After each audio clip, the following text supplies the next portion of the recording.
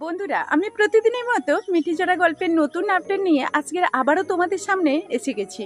সন্তান সমেত স্রোতকে জিম্মি করে রেখে এবার নীলাঞ্জনাকে পুলিশের হাত থেকে ছাড়ানোর ব্যবস্থা করলো ক্রান্তি। পুলিশ নীলাঞ্জনাকে ধরার পর বলতে থাকে, নীলাঞ্জনা দেবী, আজকের কিন্তু তোমার শেষ দিন ছিল, এবার আমি জেলের ভাত খাওয়াবো আপনাকে।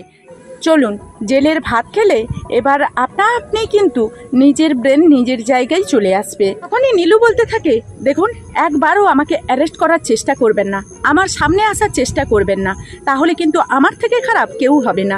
তখনই পুলিশ অফিসার বলতে থাকে, আপনার থেকে কে খারাপ হবে বা না হবে সেটা আপনাকে জেলে ভরার পর দেখাবো। সেই মুহূর্তে নীলু তার রায় দিদি ভাইকে ধুমকি দিয়ে বলতে থাকে, রায় দিদি ভাই, তুই কিন্তু আমার বিরুদ্ধে যে চক্রান্ত করলি সেটা কিন্তু একেবারেই ভুল করলি, এর জন্য তোকে অনেক শাস্তি পেতে হবে। তখনই রাই বলতে থাকে, এবার থেকে তোর কোনো চক্রান্তকে আমি ভয় পাই না রে, কারণ তুই এত পরিমাণ আমার উপরে চক্রান্তের উপর চক্রান্ত করেছিস। এখন শুধু মাথার ভেতরে একটাই জিনিস কাজ করে, তোকে কিভাবে আমি শেষ করব। এতদিন ধরে তুই আমার সর্বনাশ করেছিস, এবার আমি তোর সর্বনাশ করব নীলু।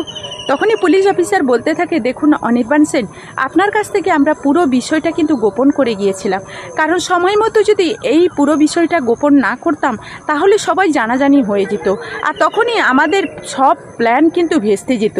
আর সেই প্ল্যানটা যাতে ভেস্তে না যায় সেই কারণে আমরা সময় মতো কাউকে এই প্ল্যানের মধ্যে নিয়ে আসিনি আর কাউকে সব কিছু জানাইনি। স্রোত তখন বলতে থাকে, মেজদি ভাই, রায় দিদি ভাই তো তোকে জব্দ করার জন্য যখন আমাকে যা করতে বলেছে আমি সেটাই করেছি, অন্তত এবার আমরা শান্তিভাবে একটু শ্বাস নিতে পারবো, আমাদের এই পুচকুটা এবার নিশ্চয়ই শান্তিভাবে বাঁচতে পারবে।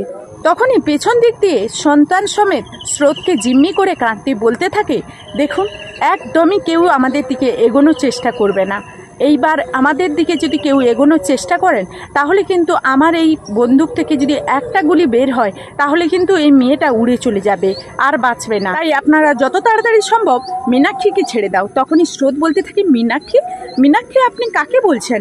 তখনই পুলিশ বলতে থাকে, দেখুন, আপনারা কিন্তু আইন হাতে তুলে নেবেন না, আপনি ভুলে যাবেন না আপনি কিন্তু একটা দাগি আসামি, তাই আপনাকে যখন একটু সামনে পেয়েছি আপনাকে তো কিছুতেই ছেড়ে দেব না। তখনই ক্রান্তি বলতে থাকে, আমাকে তো ধরা দূরের কথা, যাকে আপনারা এখন ধরে রেখেছেন তাকে যত তাড়াতাড়ি ছেড়ে দেবেন ততই মঙ্গল হবে এই মেয়েটার পক্ষে, কারণ এই মেয়েটাকে যদি এখনো বন্দুক তাক করি তাহলে কিন্তু এই মেয়েটা এখান থেকে উড়ে চলে যাবে। তখনই রাই ক্রান্তকে বলতে থাকে, দেখুন, আপনার কাছে আমি হাত জোড়ো করে বলছি, কোনো সন্তানকে তার মায়ের কোল থেকে কেড়ে নেবেন না এমনভাবে।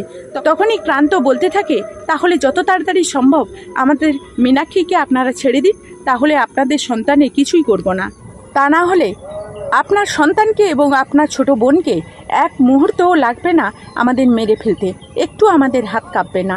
তখনই রাই পুলিশ অফিসারের সামনে হাত জোড়ো করে বলতে থাকে, অফিসার প্লিজ, আপনাদের কাছে হাত জোড়ো করে বলছি, আমার মেজ বোনকে ছেড়ে দিন, ওকে ছেড়ে দিলে যদি আমার মেয়ে আর আমার বোন বেঁচে যায় তাহলে আমার কোনো রকম কোনো অভিযোগ থাকবে না। তখনই স্রোত বলতে থাকে, দিদি ভাই, আমার প্রাণের বিনিময়ে হলেও আমি তোর সন্তানের জীবন রক্ষা করব, তাই তুই এই মেয়েটাকে কিছুতেই ছেড়ে দিস না, তুই নিজের পায়ে নিজে কুড়ুল মারিস না, আর নিজের বিপদ এইভাবে ডেকে আনিস না। তখনই রাই বলতে থাকে, স্রোত তুই চুপ করে থাক।